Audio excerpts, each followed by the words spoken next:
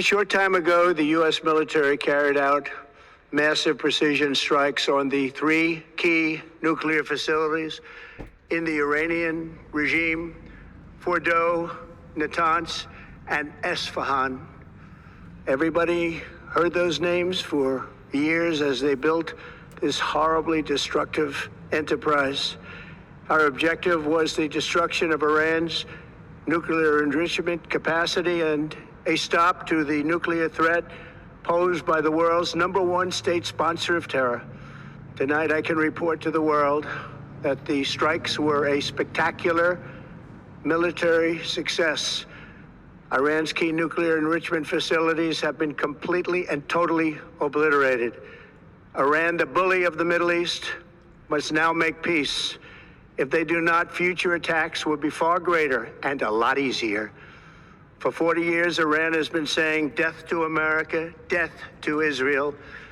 They have been killing our people, blowing off their arms, blowing off their legs with roadside bombs. That was their specialty. We lost over 1,000 people, and hundreds of thousands throughout the Middle East and around the world have died as a direct result of their hate. In particular, so many were killed by their general, Qasem Soleimani. I decided a long time ago that I would not let this happen. It will not continue. I want to thank and congratulate Prime Minister Bibi Netanyahu. We worked as a team like perhaps no team has ever worked before. And we've gone a long way to erasing this horrible threat to Israel. I want to thank the Israeli military for the wonderful job they've done. And most importantly, I want to congratulate the great American patriots who flew those magnificent machines tonight, and all of the United States military on an operation the likes of which the world has not seen in many, many decades. Hopefully, we will no longer need their services in this capacity. I hope that's so. I also want to congratulate the chairman of the Joint Chiefs of Staff, General Dan Kane, spectacular general, and all of the brilliant military minds involved in this attack. With all of that being said, this cannot continue. There will be either peace or there will be tragedy for Iran far greater than we have witnessed over the last 8 days. Remember, there are many targets left. Tonight's was the most difficult of them all, by far, and perhaps the most lethal. But if peace does not come quickly, we will go after those other targets with precision, speed, and skill. Most of them can be taken out in a matter of minutes. There's no military in the world that could have done what we did tonight, not even close. There has never been a military that could do what took place just a little while ago. Tomorrow, General Kane, Secretary of Defense, Pete Hegseth will have a press conference at 8 a.m. at the Pentagon. And I want to just thank everybody, and in particular, God. I want to just say, we love you, God, and we love our great military. Protect them. God bless the Middle East. God bless Israel, and God bless America. Thank you very much. So, what I want to talk about is this. Well, first of all, let me just say this. I think we can all confirm that we are most definitely in World War III. I think it's safe to say that, right? After America just bombed Iran, okay? I don't see this ending where they get bombed and that's it. I do see Iran retaliating, right? I mean, how could you not? How could you not? So, yeah, I think we can sit here and say we are most definitely in WW3. It is official. Absolutely. With that said, now that we are in war, okay? And that's crazy to say to me, it's oh my God.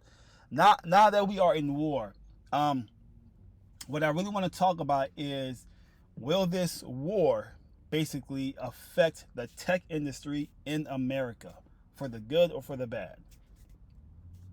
I'll say that one more time. Will WW3 affect the tech industry in America for the good or for the worse? And the answer to that, to me, would be yes, it will affect it.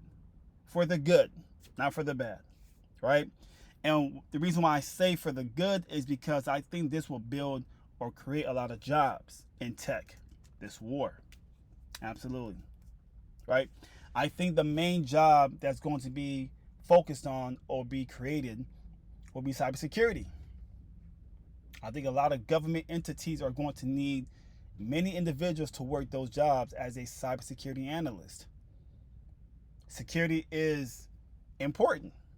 And we live in a very digital day and age, right? So cyber attacks or just getting hacked is a very common thing. And now just being in this war, it's even more of a risk from foreign countries, from other countries, right? To do something, you know, do something. I mean, perform some kind of attack virtually, which is cybersecurity threat. So I do think these jobs will be a big deal in the future.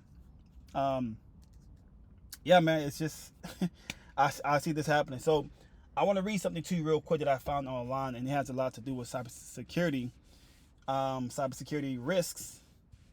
Since we're not in war with Iran, so let me read it to you real quick. It says a cybersecurity risks, a military conflict.